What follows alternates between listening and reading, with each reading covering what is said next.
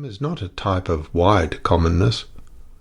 But I can safely assure my readers that he is not the product of coldly perverted thinking. He's not a figure of northern mists either. One sunny morning, in the commonplace surroundings of an eastern roadstead, I saw his form pass by, appealing, significant, under a cloud, perfectly silent. Which is as it should be.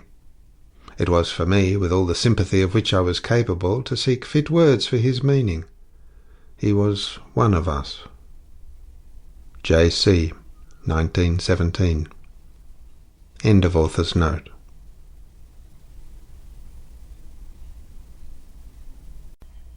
Chapter 1 of Lord Jim by Joseph Conrad. Chapter 1.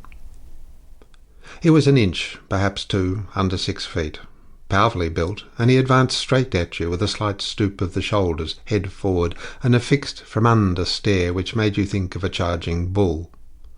His voice was deep, loud, and his manner displayed a kind of dogged self-assertion which had nothing aggressive in it. It seemed a necessity, and it was directed apparently as much at himself as at anybody else. He was spotlessly neat, apparelled in immaculate white from shoes to hat, and in the various eastern ports where he got his living as ship's chandler's water clerk he was very popular. A water clerk need not pass an examination in anything under the sun, but he must have ability in the abstract and demonstrate it practically.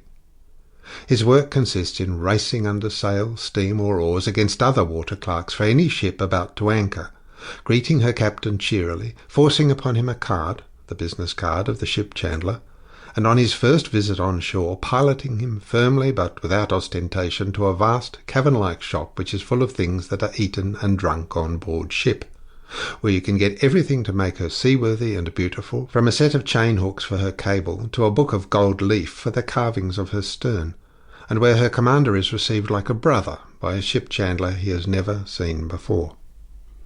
There is a cool parlour, easy chairs, bottles, cigars, writing implements, a copy of harbour regulations, and a warmth of welcome that melts the salt of a 3 months' passage out of a seaman's heart. The connection thus begun is kept up, as long as the ship remains in harbour, by the daily visits of the water clerk. To the captain he is faithful like a friend and attentive like a son, with the patience of Job, the unselfish devotion of a woman, and the jollity of a boon companion. Later on the bill is sent in. It is a beautiful and humane occupation. Therefore good water clerks are scarce. When a water clerk who possesses ability in the abstract has also the advantage of having been brought up to the sea, he is worth to his employer a lot of money and some humouring. Jim had always good wages and as much humouring as would have bought the fidelity of a fiend. Nevertheless, with black ingratitude, he would throw up the job suddenly and depart. To his employers the reasons he gave were obviously inadequate. They said, "Confounded fool," as soon as his back was turned. This was their criticism on his exquisite sensibility. To the white men in the waterside business and to the captains of ships he was just Jim, nothing more. He had, of course, another name, but he was anxious that it should not be pronounced. His incognito, which had as many holes as a sieve, was not meant to hide a personality, but a fact. When the fact broke through the incognito, he would leave suddenly the seaport where he happened to be at the time and go to another, generally farther east. He kept to seaports because he was a seaman in exile from the sea, and had ability in the abstract, which is good for no other work but that of a water clerk.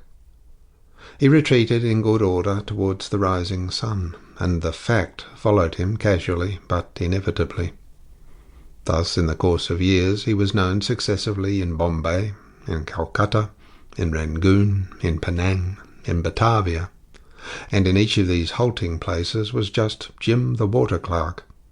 Afterwards, when his keen perception of the intolerable drove him away for good from seaports and white men, even into the virgin forest, the Malays of the jungle village where he had elected to conceal his deplorable faculty added a word to the monosyllable of his incognito.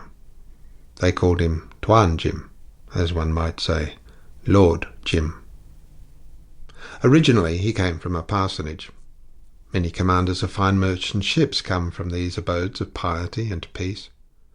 Jim's father possessed such